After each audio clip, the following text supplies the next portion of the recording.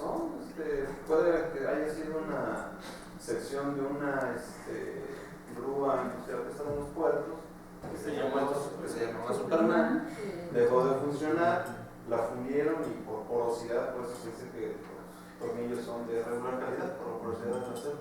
Me cae mal, ¿me estás sintiendo? Ah. ¿De dónde sacaste de mi interpretación tan rara? Me dañaste todo el cuento ahí. ¿Qué tal? Sí, es posible, por supuesto que sí. ¿Dónde está la cuestión importante de la interpretación de un cuento? Porque es que fíjense una cuestión, es un texto literario, ¿sí? Por lo que les dije de Jairo Aníbal Niño, o sea, es un escritor y además es un escritor de textos infantiles y juveniles. Este texto aparece en un libro, en el que fue el único libro que él publicó, con cuentos no para niños, no para jóvenes, a pesar de que está nombrando a Superman y se supone que es un superhéroe o un personaje para niños y jóvenes.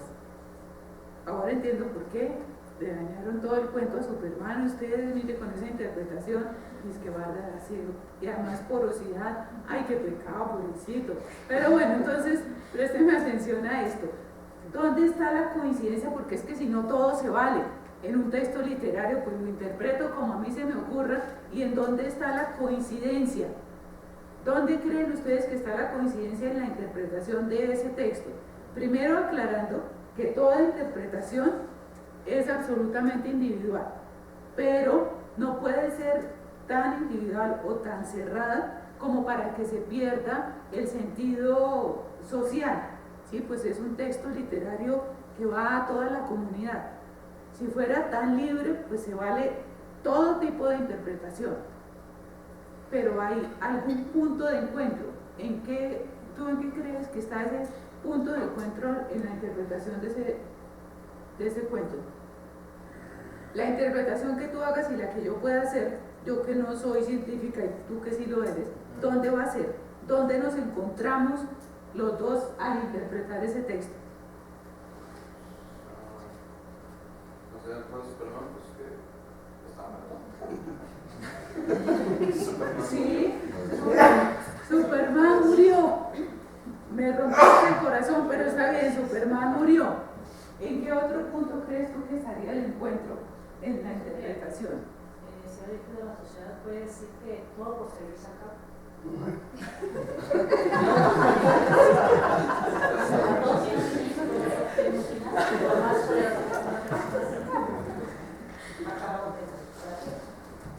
¿O acaba? ¿Quién es Superman y es el hombre de acero? Sí, ese es otro punto de encuentro, ¿cierto? Creo que es el que todos entendemos. Es el Si que no todos- supiéramos quién es Superman, no tiene sentido. Ay, cabello, tomen nota que eso es punto para la evaluación. Eso está perfecto. Estamos manejando un lenguaje común, así ustedes hayan pretendido atrofiarme el ejercicio poniéndole a Superman, es que esa es la marca de una barra de acero. No. Y porosa, aparte de todo. No, el colmo. Pero todos manejamos la misma cultura para saber que Superman tiene esas características. ¿Se entiende el sentido sarcástico y crítico del texto? Aparte de verdad de la interpretación que ustedes todos hicieron, o sea, una interpretación muy científica, dañaron la literatura, pero bueno, está bien, pero es una interpretación obvia, precisa. Además me encanta esa interpretación, voy a tomar nota porque no la había visto de esa forma. Bueno, aparte de eso, sí se nota el sentido sarcástico, el sentido crítico del texto. ¿Cuál es el indicio que les lleva a pensar en ese sentido sarcástico? ¿Tú qué me dices? O sea, ¿en qué parte del texto tú dices, aquí hay sarcasmo, aquí hay una crítica? En la palabra regular caída. Exactamente. ¿Sí? Todo. Además, también en el hecho de que se fundió, el cuerpo fundido, y aparte de todo, primero lo funden y fuera de todo, pobrecito, regular calidad, un montón hay de tornillos bastante regulares. ¿Por qué crees tú que se llama fundición y forma?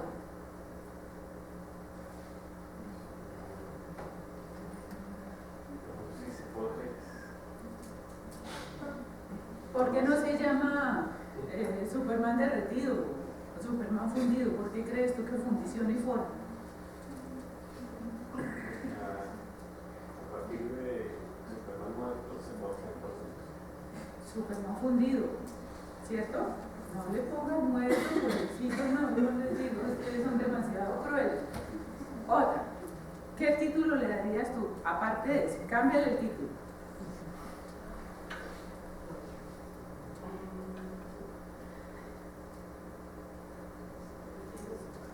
El fin de Superman, ¿no quedaría muy obvio?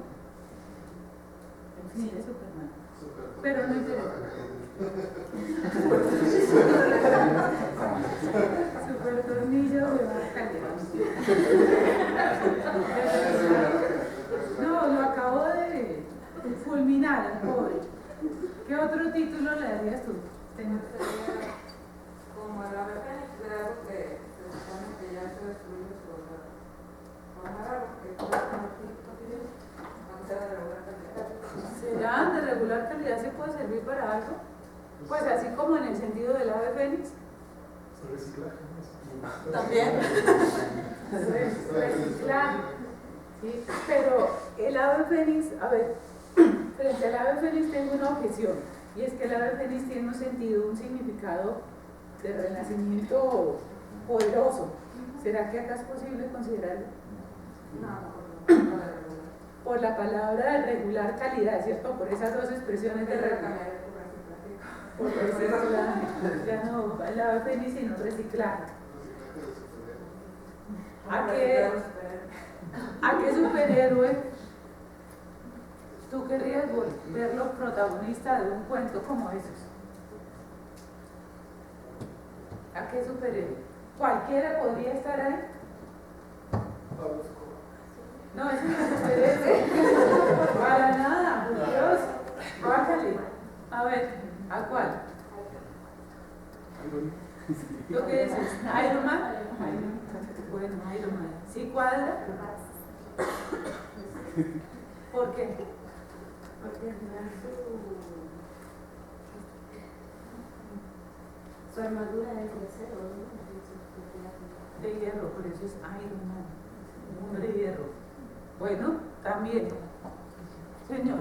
Yo digo que la interpretación depende del entorno que la persona haya tenido como antecedente. Un alemán que nunca ha conocido el superhéroe Superman, pero que se ha leído el libro de superhéroes de Zaratrusta, que es el superhombre, pues le daría una interpretación totalmente diferente. ¿Cuál crees que sería la interpretación? Pues simplemente que Zaratrusta, siendo un profeta, pues simplemente se murió y su cuerpo fundido, que si está fundido ya no sería cuerpo, pues serviría como para hacer la fogata, para fundir los tornillos de acero que nada tienen que ver con su cuerpo. Bueno, válida esa interpretación, por supuesto que sí, porque fíjense que estamos ubicándolo en otro contexto cultural y la interpretación, a eso me refería yo, ¿en qué punto nos encontramos? La interpretación es bastante coincidente, pero también se aparta completamente de esto en unos puntos. Este señor nació en un pueblo muy pequeñito de Colombia, sin embargo, pues se crió, estudió, hizo toda su carrera en Bogotá, o sea, tiene una visión de mundo, pero su visión de mundo estoy segura de que no llegó hasta allá para poderle dar ese contenido filosófico, además porque no era la intención de él. Si escribía textos para jóvenes y para niños, pues no era esa intención. ¿Qué cuento escribirían ustedes para resaltar el mismo mensaje de este texto, de ese sarcasmo, de esa ironía? ¿A qué personaje pondrían? Que no sea Superman, que no sea ningún superhéroe. Empieza tú, creando un personaje. No, si se te ocurre. Imaginación, rápido, rápido. Piensen en un personaje para un cuento en el que tengan ustedes como pretensión mostrar ese sarcasmo, mostrar la ironía frente a cualquier fenómeno. Pues acá, qué superhéroe y que nada, es medio regular, hay unos tornillos, unos elementos de acero de regular calidad.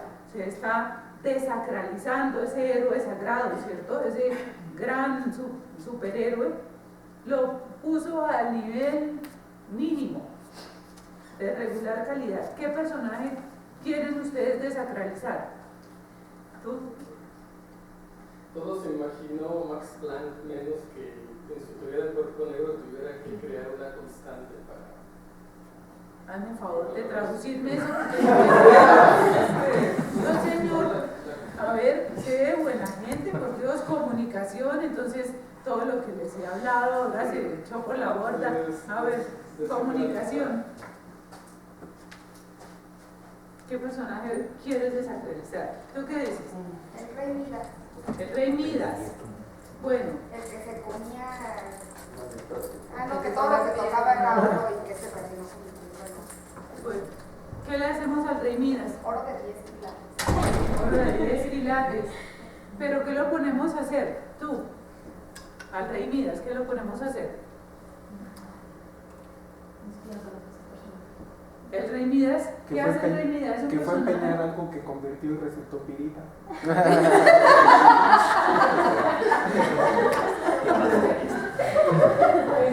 Veo que tienen bastante imaginación, veo que la imaginación mezclada con la ciencia da unos resultados bastante interesantes. Entonces, semiótica, ciencia que nos enseña a construir conocimiento.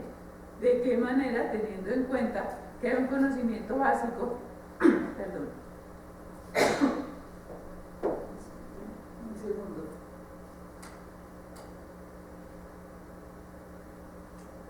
Hay un conocimiento básico y sobre ese se construye el resto de conocimiento. ¿De qué manera? Mirando el entorno, interpretando el entorno y añadiendo elementos pertinentes para ese objetivo que se ha planteado.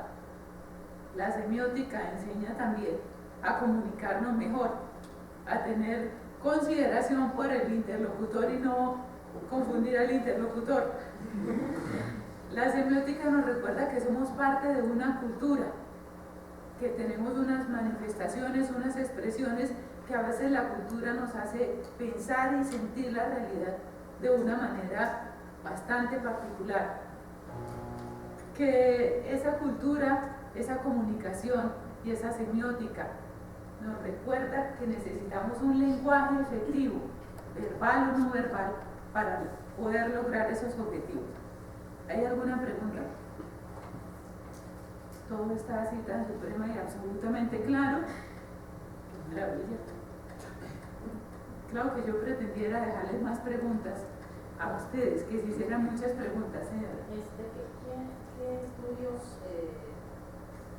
son necesarios para llegar, digamos, a esta especialidad? Mi pregrado es en licenciatura en idiomas. O sea, yo estudié en la Universidad Industrial de Santander para ser profesora o de inglés o de francés o de español. Yo opté por el español, que me gustó más. Después estudié esta maestría, se llamaba inicialmente Maestría en Estudios Semiológicos. Después le cambiaron el nombre a Maestría en Semiología, también en esa universidad, en la Universidad Industrial de Santander. Y quienes salimos de esta maestría nos dedicamos o a seguir siendo profesores de universidad, a manejar procesos de comunicación, por eso yo he trabajado en comunicación social, procesos de comunicación también en medicina, a pesar de que en medicina los médicos estudian una asignatura que se llama así, semiología, y la semiología les ayuda a entender cuáles son los síntomas que el organismo está, o cuáles son los signos que el organismo está mandando para que él como médico los asuma como síntomas de una determinada patología. Otra vez interpretación de signos, ¿sí? Interpretación de signos. Y en este momento estoy en medicina, trabajando semiótica jurídica. Igual, el texto jurídico que... Dios. El texto jurídico, ¿qué razón o qué mensaje está dando? Si es comunicativo. Entonces, analizamos los textos gramaticalmente, lo que hicimos acá. ¿Qué personajes hay? Sí, esto es una aplicación a un texto literario, pero se puede aplicar a cualquier tipo de texto. ¿Cómo está compuesto el texto? ¿Qué partes tiene? Tiene gráficas, qué dicen las gráficas, cómo complementan las gráficas el texto, y en eso se está haciendo semiótica. ¿Cuáles son las relaciones entre las ideas de ese texto? ¿A qué época pertenece ese texto? Por eso yo les preguntaba qué tiempo aparece ahí. ¿Sí? Y en un texto cualquiera, ¿cuándo fue publicado? ¿Quién lo publicó? ¿Pertenece a qué corriente teórica? Con todos esos elementos se llega a una interpretación. La interpretación es mi punto de vista. Mi punto de vista que puede ser, este texto me gusta o no me gusta. ¿Me sirve para algo? ¿Me sirve para esta investigación que estoy haciendo en este momento? Como por ejemplo ustedes, como por ejemplo los abogados. Este texto, esta sentencia me sirve para entender esta situación, o la sentencia solamente se dio allá y se acabó. Aplicación. Y con eso se está haciendo hermenéutica. Ustedes hacen hermenéutica al leer los textos, al compararlos con otros, al decir no se parece nada a este otro, al decir el avance que está mostrando acá es enorme, y ahí están haciendo semiótica. Entonces es, junto a mí estudiaron arquitectos, filósofos, psicólogos, a ver qué otro, y sobre todo personas dedicadas a las humanidades, a la enseñanza de las humanidades.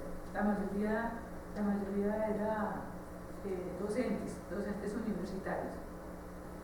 Sí, en este sentido, por eso te comentaba lo de la narrativa. O sea, dentro de la semiótica ayudan a que la contextualización que quieres dar, por ejemplo, general de una cultura, un pueblo, una nación, sea consistente en todas las interpretaciones que se prestan, ¿no? Sí. Y en otro aspecto es, más que nada en ciencia, esto te ayudaría a tener una mejor comunicación para divulgación de la ciencia. Porque entonces ahí nosotros hacemos una cosa muy puntual, que son, normalmente usamos analogías cuando se trata de explicar un fenómeno a la comunidad en general. Exacto. Entonces, normalmente las analogías es algo que nos ayuda bastante. Y en ese sentido, ¿tú crees que entonces sería conveniente que para cuestiones de divulgación tener algún tipo de diplomado en semiótica? Sí, yo pienso que sí. O sea, la semiótica es fundamental para todos los profesionales, porque es que si no, o sea, yo aparte de ser semióloga también trabajo en investigación, pues en investigación jurídica en cuanto a la identificación de la situación sociojurídica problemática, la llamamos nosotros, y es, miremos el entorno social, démonos cuenta de que algo no está funcionando bien desde el punto de vista jurídico. Entonces, esa investigación, o si la investigación se hace mucho más pertinente, mucho más clara, en la medida en que se aborda desde un punto de vista semiótico, porque lo que les decía de Sherlock Holmes no pierde detalle, y eso se necesita en todo tipo de investigación. Esté pendiente de todas las manifestaciones de esa realidad a la que está abordando, esté pendiente de si esas manifestaciones corresponden a sus expectativas, a sus preconceptos, o están revolucionando. Tome nota de todo, eso también es semiótica. Articule los textos de manera coherente, utilice los conectores necesarios para que esas ideas lleguen con claridad. Una de las condiciones de todo investigador es que publique, ¿cierto? O sea, que divulgue. De lo contrario no existe. No existe, es igual que el estudiante virtual. Si no participa, no existe. En la virtualidad tenemos la capacidad de mirar cuántas veces ingresa el estudiante a la página, pero si no ha intervenido, es como si no hubiera entrado ni siquiera una vez. Lo mismo sucede con los investigadores. Tenemos que publicar, tenemos que dar a conocer eso que estamos haciendo. No se trata de asumir una actitud prepotente, es que como yo me las sé todas, me muestro. No, se trata de muestre qué está haciendo, porque puede que alguien le puede ayudar a aclarar algo, o usted le puede ayudar a ese alguien a aclarar algo de esa investigación. Pues la semiótica indica eso también. Encuentre la mejor manera dar a conocer, de divulgar eso que está haciendo.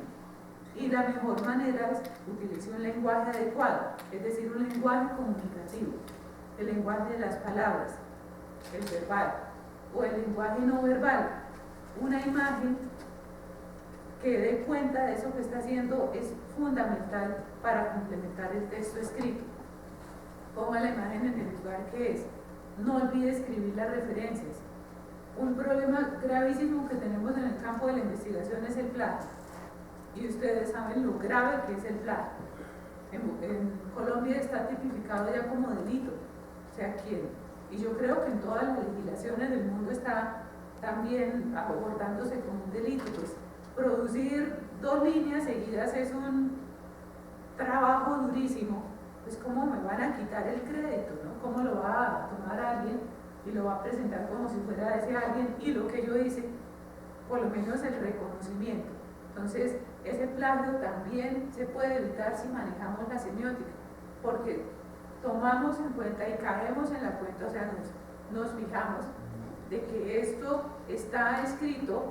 Por ejemplo, yo me doy cuenta cuáles son los textos escritos por los estudiantes y cuáles son los que están copiados de algún lado. ¿Por qué razón? Algunos estudiantes, yo los molesto diciéndolo, yo soy bruja, acuérdense que yo veo más allá. No, pues mi actitud de bruja está en, este no es el estilo de escritura. O sea, se está leyendo un indicio, se está mirando semióticamente un texto. Esta manera tan a veces pulida de escribir no viene de un estudiante de primer año, porque infortunadamente, igual que acá, y me di cuenta ayer en una experiencia que tuve, los estudiantes están llegando a la universidad con unas deficiencias graves en lectura y en escritura, y en las otras 2 habilidades de la comunicación, que son la escucha y el habla. O sea, que lo primero que hace un ser humano es escuchar, porque con lo que escucha puede hablar, y con lo que escucha y habla puede leer, para llegar al proceso más complejo de todos, que es la escritura. El más complejo. No se escribe ahí como a la carrera, no se escribe mientras vamos en el ascensor, ¿cierto? Porque escribir implica un proceso bien complejo de escuchar, hablar, leer, para llegar finalmente a escribir. Entonces, todos estos avances, digamos, o todas estas necesidades, si están mediadas por la semiótica, les aseguro que se vuelve mucho más sencillo. La semiótica no sirve para volvernos paranoicos y que todo significa, no significa. Sirve para darnos cuenta de qué está pasando alrededor y no perder de vista los detalles. Recuerden esto, ser detallista no es dar los chocolates y el muñeco el viernes 14, pasado mañana. No, ser detallista es, aquí reaccionó de esta manera este elemento, no pierdo de vista esto. Tomo nota y tomo nota con claridad.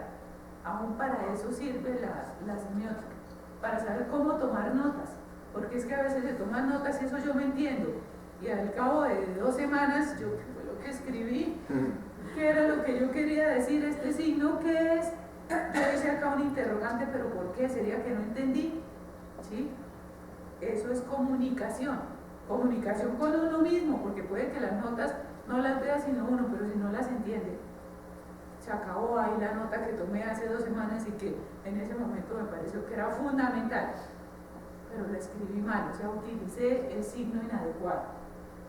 Entonces sí es importante, y si me quieres invitar yo vengo a Bogotá otra vez, o si no allá los espero, y seguro que les contaré más cosas de la semiótica. Señora. ¿Han aplicado la semiótica pero a niveles educativos más bajos, como primaria, secundaria?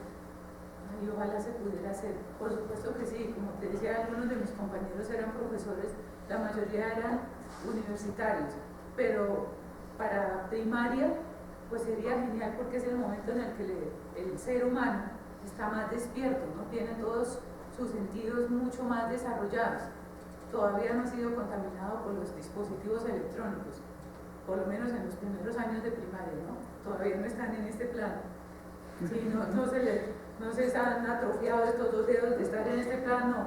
Entonces sería el momento de enseñarles, dense cuenta de lo que hay alrededor. Ese color que tiene el banano puede ser el símbolo de que, sin hablarles de esos términos, no, pero sí haciéndoles entender esas punticos marrones, como le digo a uno de mis sobrinos que tiene 3 años, no quiero, tía, pero si está rico, el puntico oscuro significa que está muy maduro y más dulce. No le voy a decir semióticamente esto, es el signo que vale, pero sí le estoy haciendo caer en la cuenta de eso. Esa sería una actitud genial en la educación desde los primeros años, desde que están los niños en la casa. Acuérdense que los papás somos los que tenemos la responsabilidad más grande, porque es en la casa donde empezamos a enseñarles, a educarlos para que ellos se formen, y después los mandamos a la escuela. Entonces, pero la responsabilidad primera está ahí, en mostrarles lo que está sucediendo alrededor. Y esto va a llevar a una actitud crítica, porque a veces somos tan supremamente sumisos. Vote por que le paga el voto a 100.000 pesos, como está sucediendo en algunos sectores de Colombia. No, pero ¿y ese señor quién es? ¿Qué programa de gobierno? Eso no interesa, 100.000 pesos, ¿quién va a mirar qué programa de gobierno? Ahí va el voto. ¿Eso qué es? Actitud sumisa. ¿Cuándo la terminamos?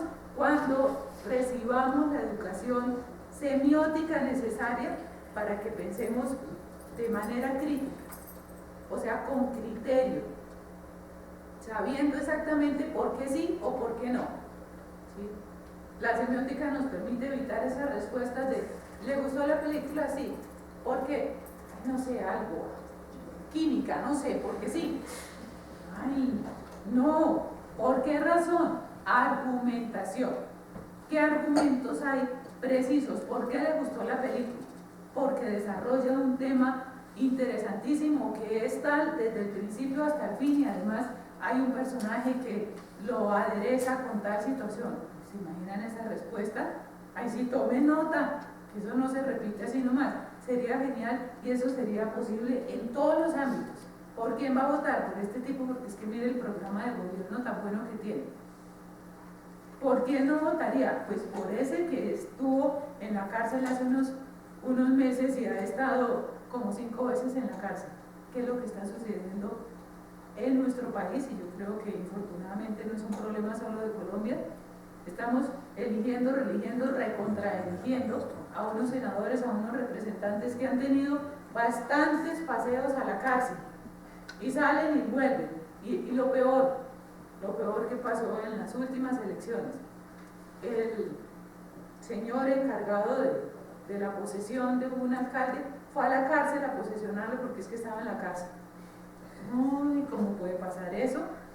Pues porque no pensamos, porque no analizamos, porque no tenemos un sentido crítico. ¿Por qué? Pues porque no lo han enseñado. Hace falta que lo enseñemos. No se necesita ser profesor de primaria para enseñar. Se necesita simplemente ser un ser humano con conciencia crítica, interesado en cambiar el mundo, en mejorarlo, no en volvernos un Superman porque mire que nos derriten y además en tornillos de regular calidad, sino un ser humano interesado en mejorar la calidad de cada uno y del entorno, de los que están en el entorno próximo. ¿Algo más? Muchas gracias. Bueno, pues muy agradecemos a los maestros.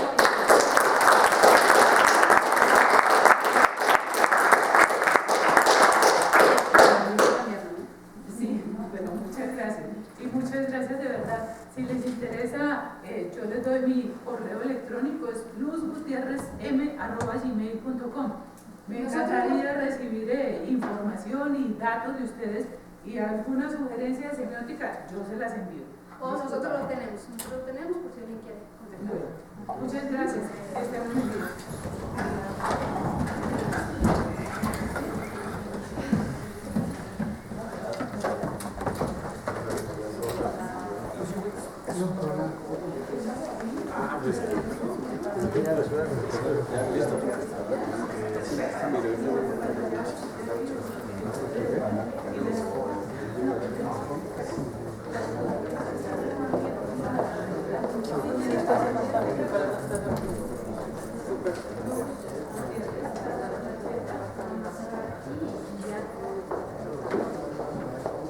Toca que la frase que dicen allá.